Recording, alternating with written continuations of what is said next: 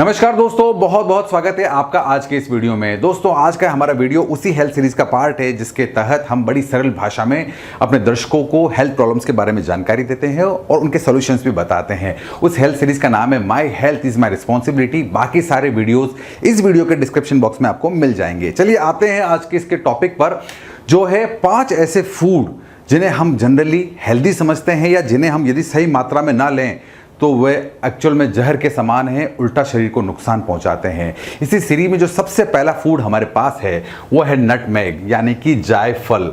जायफल का नाम आपने जरूर सुना होगा क्योंकि इसका उपयोग मसालों में होता है, हमारे घर में बनने वाली सब्जियों में होता है, यहाँ तक कि आयुर्वेदिक मेडिसिन में भी इसकी महिमा बताई गई है। ये बहुत फायदेमंद होता है शरीर के लिए, लेकिन कितना, यह एक महत्वपूर्ण सवाल है क्योंकि इसमें एक तत्व होता है जिसको मायरेस्टिसिन कहते हैं। मायरेस्टिसिन जो है ये ऐसा तत्व है जो नर्वस सिस्टम को सीधे सीधे प्रभावित करता है। जब हम जायफल लेते हैं हमारे शरीर में जाता है तो जब डाइजेस्टिव सिस्टम इसको ब्रेक डाउन करता है और इसका एक लेवल जब ऊपर जाता है तो इस शरीर में बहुत सारे साइड इफेक्ट देता है। यहाँ तक कि यदि ज़्यादा मात्रा में ले लिया तो आपकी डेथ भी हो सकती है। दोस्तों, यह मैं कोई हवाई बात नहीं कर रहा हूँ, मैं आपको फैक्ट्स पर ले चलता हूँ। मैं बात करता हूँ इफेक्ट्स की। मायरेस्टिसिन अभी कुछ समय पहले कि एक 8 साल के बच्चे ने 14 ग्राम मायरेस्टिसिन यानी कि नटमेग लिया था, जायफल को एज ए चॉकलेट पाउडर बना के उसने पीने की कोशिश की थी और वह कोमा में चला गया था और 24 घंटे में उसकी डेथ भी हो गई थी। दूसरा केस ऐसा हुआ था कि 55 साल की महिला ने भी इसी तरीके से जायफल को लिया था, करीब 40 से 50 ग्राम क्वांटिटी में लेने की कोशिश की थी और यह पाया गया था कि उनकी मौत का कारण भी मायरेस्टिसिन था। जी हाँ दोस्तों, अब बात आती है क्वांटिटी की। आप बिल्कुल बात समझ चुके हैं कि जायफल अच्छा है लेकिन बहुत सीमित मात्रा में। आप मसालों में इसकी मात्रा बहुत कम रखें, नहीं तो ये शरीर के लिए बहुत नुकसानदायक हो सकता है। आइए बात करते हैं साइड इफेक्ट्स की जो मायरेस्टिसिन से हो सकते हैं यानी कि जायफल खाने से हो सकते हैं, जिनमें सबसे पहला हमारे पास है चक्कर आना। जी हाँ, यदि आप लगातार इस चीज़ को खाते हैं या लंबे समय तक इसका यूज़ करते हैं तो आपको चक्कर आने की समस्या हो सकती है। पैल्पिटेशन यानी कि आपकी धड़कनें आपको बहुत तेज चलती हुई महसूस होगी, आपको लगेगा। हैलुसिनेशन, आपको वो चीज़ें दिखेगी, ऐसा भ्रम होगा कि कोई व्यक्ति खड़ा है या वे चीज़ें दिखेगी जो एक्चुअल में है ही नहीं, आपको इस प्रकार के भ्रम होना शुरू हो जाएंगे। या आपको नौशिया वॉमिटिंग यानी कि आपको जी मचलाएगा या बार बार उल्टी आने जैसा होगा। यदि ये सारे सिम्टम्स हैं तो ये सारी जितने भी वजह हैं वो जायफल की वजह से हो सकती है, जिन्हें सही मात्रा में लेना बेहद ज़रूरी है। इसी सीरीज में हमारे पास जो नेक्स्ट फूड जो आपको नहीं खाना चाहिए वो है ग्रीन पोटैटोज यानी कि हरे आलू। दोस्तों, आलू तो हम हमेशा खाते हैं किसी न किसी फॉर्मेट में और हर सब्जी के साथ जो सेट होने वाली जो चीज़ है वो है आलू। लेकिन मैं बात कर रहा हूँ ग्रीन पोटैटो की। जब आलू कच्चे फॉर्मेट में होता है या कभी कभी जब हम आलू को काटते हैं तो इस तरीके से हरा निकलता है। हरापन लिए हुए जो आलू हैं ये एक्चुअल में आपके लिए बेहद खतरनाक होते हैं क्योंकि इनमें खास तरह का तत्व होता है, उसे हम सोलेनिन कहते हैं।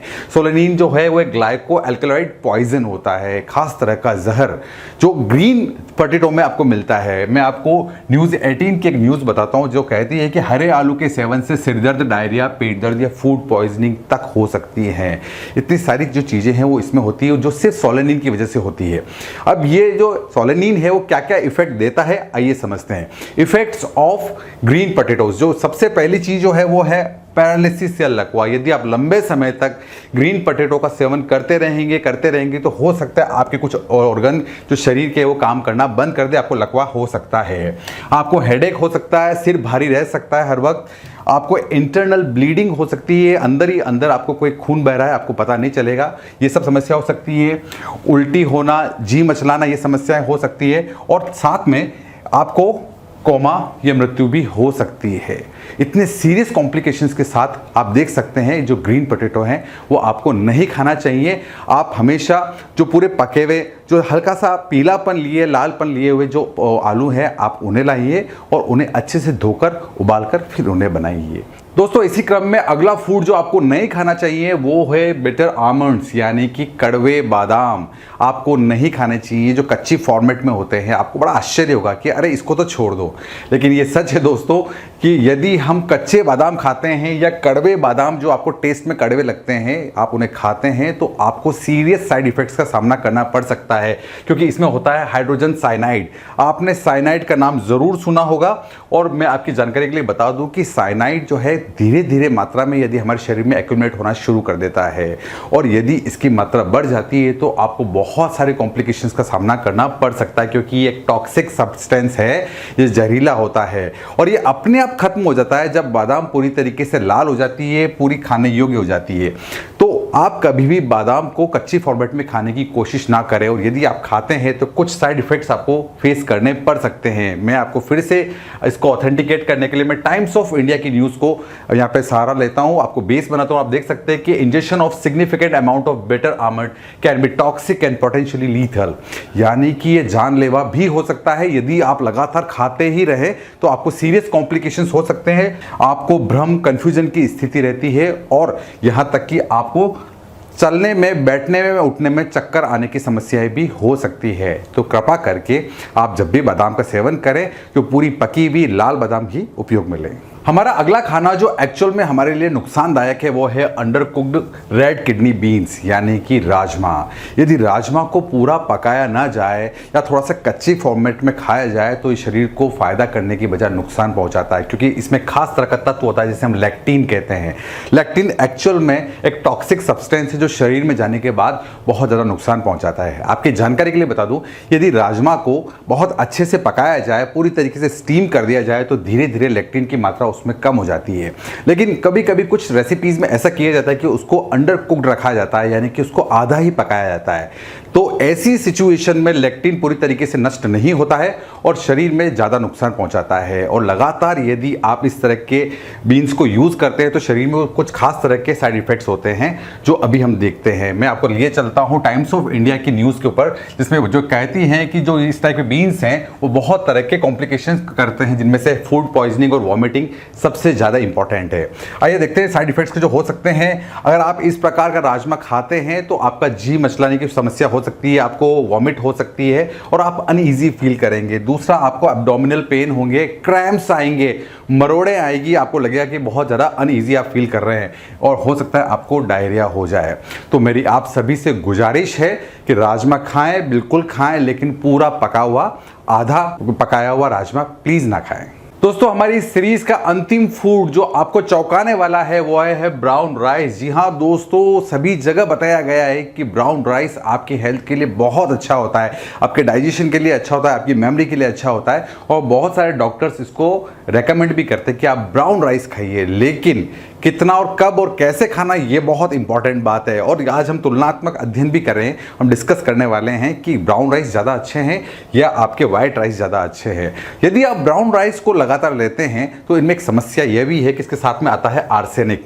आर्सेनिक ऐसा तत्व है जो टॉक्सिक सब्सटेंस है और जो कार्सिनोजेनिक है, यानी कि इसके लगातार सेवन से आपको कैंसर भी हो सकता है। कार्सिनोजेनिक वर्ड का मतलब ही यही है, जो कैंसर पैदा करे।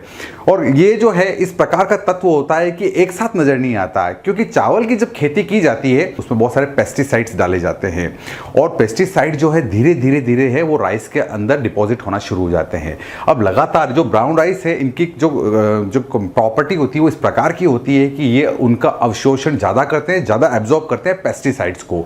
तो जब हम इनका लगातार उपयोग करते हैं तो ये जो आर्सेनिक है हमारे शरीर में जमना शुरू करता है और हो सकता है आपको मल्टीपल ऑर्गन कैंसर हो जाए।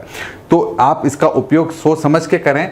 और ये मैं नहीं कह रहा, ये टाइम्स नाउ की रिपोर्ट भी कहती है कि लगातार अगर आप ब्राउन राइस का उपयोग करते हैं तो ये आपकी इम्यून सिस्टम को भी वीक करता है और आपको कैंसर भी हो सकता है। तो क्या किया जाए? क्या ब्राउन राइस नहीं खाया जाए? बिल्कुल खाया जाए। इसको खाने का तरीका है कि सबसे पहले आप जब भी चावल लाएं अपने घर पे तो इसको आधा घंटा भिगो के रख दें और अच्छे साफ सुथरे पानी से इसको 2 बार 3 बार इसको 4 बार अच्छे से धो लें और आधा घंटा पानी में भिगो के रखें। इससे इसमें आर्सेनिक की मात्रा काफ़ी कुछ कम हो जाएगी और फिर इसको अच्छे से पका के फिर खाएं। तो कंपैरिजन यदि आप करें ब्राउन राइस या वाइट राइस तो मैं आपको ब्राउन राइस रेकमेंड करूंगा, लेकिन इतनी क्वांटिटी में भी नहीं कि आप में आर्सेनिक लेवल बहुत ज़्यादा हो जाए। तो ये सारा जितना भी था डिस्कशन हमारे उन 5 फूड्स के बारे में था जो आपको एक्चुअल में नुकसान पहुंचाते हैं। मुझे पूरा विश्वास है दोस्तों ये वीडियो आपको पसंद आया होगा और यदि वीडियो आपको पसंद आया है तो आप इस चैनल नॉलेज किंगडम से जरूर जुड़ेंगे, इसे सब्सक्राइब करेंगे, लाइक करेंगे, शेयर करेंगे। Thank you so much. Thanks for watching this video. Thank you.